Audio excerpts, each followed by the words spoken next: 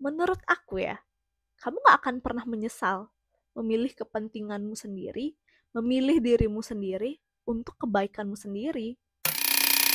2026 udah mau dekat dan 2025 gak terasa udah berjalan selama 9 bulan. Tapi kamu tetap masih belum move on dari masa lalu yang benar-benar menyakitkan. Masih belum bisa move on dari cara pandang orang lain ke kamu. Terus kamu menyalahkan banyak hal. Capek gak sih? Jujur jawabannya capek atau enggak? Kamu aja yang tahu sendiri jawabannya.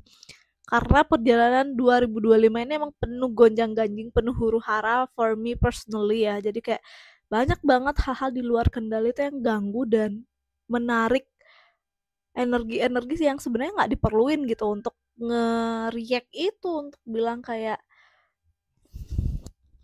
sebenarnya nggak usah ditanggapin aja sih, karena nggak penting. Kalau misalnya aku bisa rate hidupku 2025 ini, mungkin aku bakal kasih nilai 7. 7 karena ada beberapa hal yang masih bisa diperbaiki, masih bisa di-upgrade, masih bisa untuk aku perjuangkan gitu. Salah satunya yaitu fokus sama diri sendiri.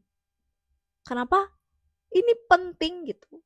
Karena ketika kamu fokus sama dirimu sendiri, kamu tuh nggak pernah punya waktu untuk mikirin orang lain.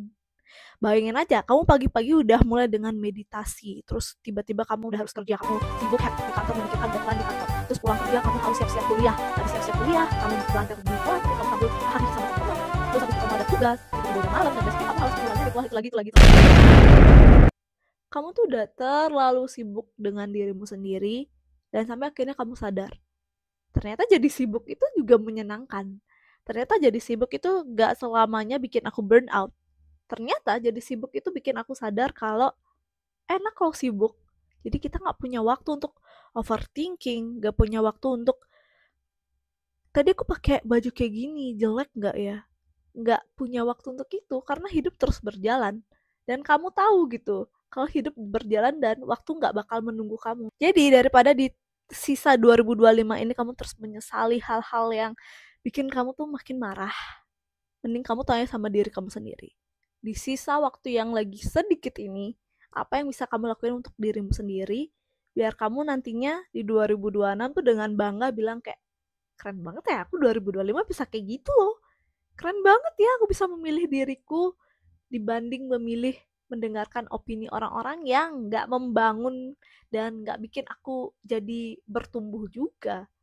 Coba tanya sama diri kamu sendiri. Karena pada akhirnya, menurut aku ya, kamu gak akan pernah menyesal memilih kepentinganmu sendiri, memilih dirimu sendiri untuk kebaikanmu sendiri.